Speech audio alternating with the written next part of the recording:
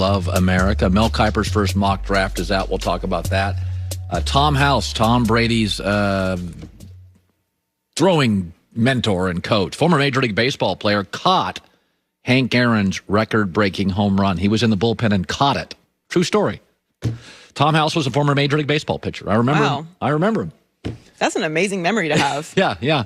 Well, in fact, I think it's been, we didn't put it on this, but somebody reminded me of it this morning, and I remember Tom House being the guy. And that was it. You have to remember, the Hank Aaron home run was the moment in baseball for many, many years. Like, it was the moment. It still is. Yeah. I mean, we watched it. You're like, yeah, I remember Vin Scully called it. So this is interesting. It's official. Tom Brady is the two best quarterbacks of all time. So this morning, our team went out, and they took his first 10 years, 2001 to 2011, and his second 10 years, 2012 to 2021.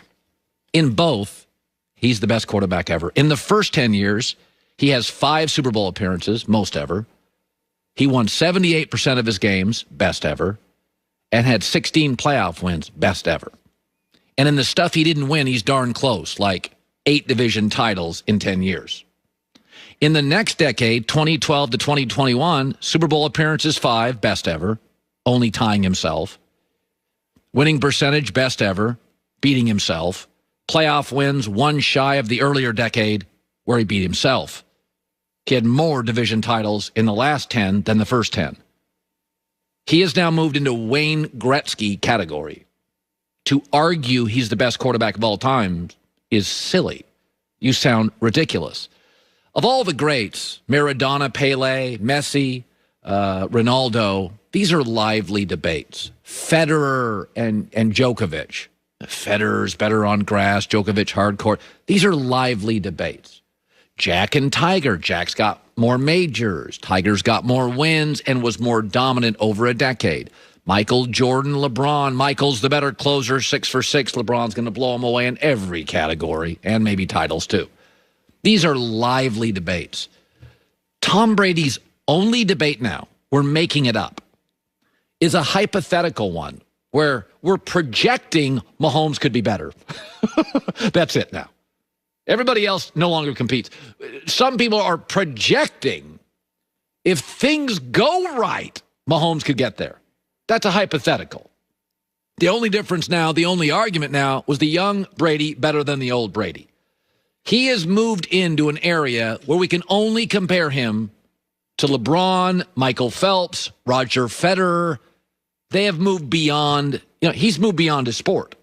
Now the Belichick argument, it was the system. That doesn't matter. And this weekend did him a lot of good. Beating Aaron Rodgers twice this year at 43 out of his prime. Aaron still end of his prime, and beating Drew Brees a couple of weeks ago. So it's pretty amazing when you start looking at sports arguments, this one's done. Tom's the best quarterback ever, and then the second best quarterback ever. Just split up the 20 years. Joy with the news. No. Turn on the news. This is the Herdline News. Well, Tom Brady will be playing the Chiefs in the Super Bowl in their second straight Super Bowl, but some players still feel like they have something to prove. After winning the AFC Championship game on Sunday, Tyreek Hill said, "I feel like a bunch of our guys looked at Twitter and we felt like people underestimated us."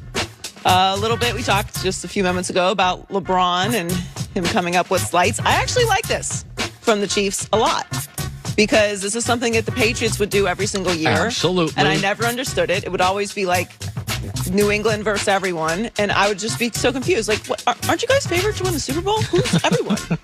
We expect you guys to be there this year like you were last year. Like, who's doubting you? They just manufacture it. And I think it's important because there is that conversation, and we've had it, of like, are the Chiefs kind of like the Warriors? Are they like taking nights off? Are they kind of just putting it in? They're doing something. Control? They're doing something. And sometimes you need a little bit of that little spark, like a somebody said this, and it gets everyone going again. And they play in Tampa, which is, actually Kansas City's got a little bit of a benefit, is that Andy Reid can say, by the way, this team you're facing just went to Lambeau and beat Aaron Rodgers. They just went to New Orleans and beat Drew Brees. So if you think Tom's old, now they're at home. Are we better at home? Like, it's a very easy rev up for Andy Reid, which, beating Aaron, it's one thing if you beat Kirk Cousins, but to go to your team and say, yeah, this guy we're facing just went to Lambeau and beat Rodgers. Because I think even Kansas City players would acknowledge that's a feat. No, I don't think Kansas City's going into this game thinking... I think they think they're the better team because I think that's what you have to think. But I don't think they're underestimating the Bucs at all. Yeah. I mean, they shouldn't. It's the Super Bowl. There's a reason why they're there. I'm surprised at the line. I thought it would be 4.5. It's 3. I'm surprised by it. Well, the Chiefs' last playoff loss came to Brady in New England when he beat them in the AFC Championship game 2 years ago. They've only lost 2 games since Week 11 of the 2019 season, and one of those games was against the Chargers in Week 17 when none of their starters played. That's right. So the Chiefs are definitely cruising. It's they've definitely taken 2 different paths, these teams, to get to the Super Bowl. Like, the Chiefs were expected to be there. Some people, very few, expected the Bucs to be here. Yeah. Either way, it's going to be an amazing matchup. Kansas City's won 25 of 26 games, and they're only a 3-point favorite. It feels like that's the side. Kansas City's the side. It's really remarkable. So Josh Allen made a huge jump in his 3rd year and was even in the MVP conversation this season, and he believes that he has proven that the Bills made the right choice when they selected him in the 2018 draft. Proved. That they didn't make a mistake by drafting me going back a few years ago. And I got to continue to go out there and have that same mindset. And I'm just trying to help this team win with whatever and whichever way that I can. We talked about Super Bowl windows, whether they were open, halfway, or closed yesterday. And I agree that I think the Bills' Super Bowl window is still open. However, they don't do what the Packers did and draft Jordan Love in the first round. Make a significant effort with your top picks to supplement what you're already doing, like perhaps a running back. It's interesting. Here's how good California. So this weekend, 3 of the 4 quarterbacks in the games were from California high schools. Think about how good California high schools are. They're so good that Josh Allen was not offered a Pac-12 scholarship. Kawhi Leonard was not offered a Pac-12 scholarship. Aaron Rodgers, out of high school, was not offered a Pac-12 scholarship. Isn't that amazing? There's 39 million people. There's so many high schools and so much talent that Kawhi Leonard, Aaron Rodgers, and Josh Allen, the major conference out here, said, they're just not really good enough to get an offer. And by the way, they're all still... Well, not Aaron, but Josh Allen and Kawhi are still fairly young. They're not that far removed from that. It's just 3 of the 4 quarterbacks this past weekend, California kids.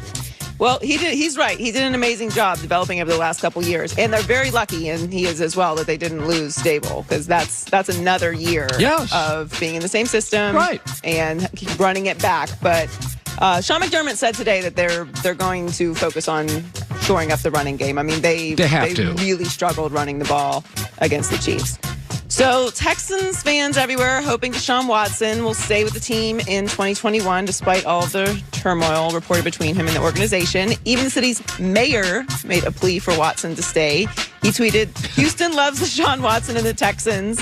And the Houston Texans. Houston is a great city that is hungry to back our players and team. As a mayor of a city that is second to none, I pray we move forward together. A lot of praying in Houston. I value Deshaun Watson as a player, but I respect him even more as a person. I know he loves the city because I've seen how much he has given of himself and his treasure to the people in this city. I'm humbled to be his mayor, and I hope that won't change anytime soon. This situation with Deshaun Watson is very interesting because sometimes when this happens, the media and the fans are immediately on the side of the organization and very rarely fully back the player. But I think Houston's done such a horrific job, really overall as an organization, handling things over the past couple years, but also handling Deshaun Watson, coupled with the fact that he is such an incredible player and put up unbelievable numbers in a terrible season. He's also such a great character person. Well, think about it. You could argue the 2 character guys in the league. Well, I mean, there's a lot of great players, a lot of good dudes. Of course. But given to their community, J.J. Watt and Deshaun Watson, and they've both publicly complained about the organization. So when J.J. Watt goes out and complains, it gives huge credibility to Deshaun's actually a pretty quiet guy. Yeah. J.J. Watt's not. So these are very giving guys, and they both in the last month said, this is not good enough. It is. It's very damning. Everybody's pro player. Everybody's pro J.J. Watt. I'm pro J.J. Watt, and I've been critical of J.J. Watt. But because also neither one of them are drama guys, to your point. Like, J.J. Watt's a little more vocal than Deshaun, I would say. But to your point, like, they're never complaining. There's never any, like, unnecessary drama. I am making one prediction this offseason. J.J. Watt to the Packers. I still contend it's exactly what they need. He played at Wisconsin, go to a winning culture. I think it's a great fit. I don't think that J.J. Watt or Deshaun Watson are going to be on the team. I think you're right. I think today you're right. And by the way, they'll miss Deshaun more than J.J. Watt. They will. You're never going to get value for Deshaun Watson. But you can't. You couldn't get. I don't know how Nick put it together. You couldn't get 8 first-round picks and to be valuable enough for Deshaun Watson. But you could get Zach Wilson, and if he's as good as they say, it's something. That's the closest thing to value is drafting a quarterback who ends up being really special. I don't know if he's not Deshaun special, but if he's good. Close enough, but I mean, I just don't see how this could ever be salvaged. It's so bad. It is bad. Joy with the news.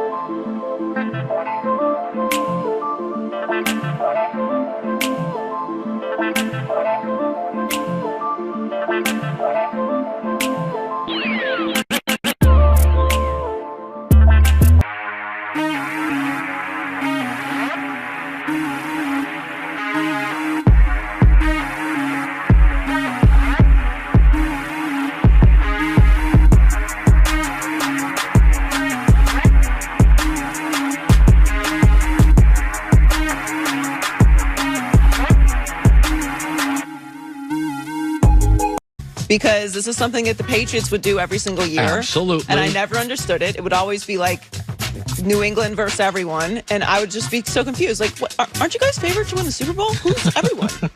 we expect you guys to be there this year like you were last year. Like, who's doubting you? They just manufacture it. And I think it's important because there is that conversation, and we've had it, of like, you know, are the Chiefs kind of like the Warriors? Are they like taking nights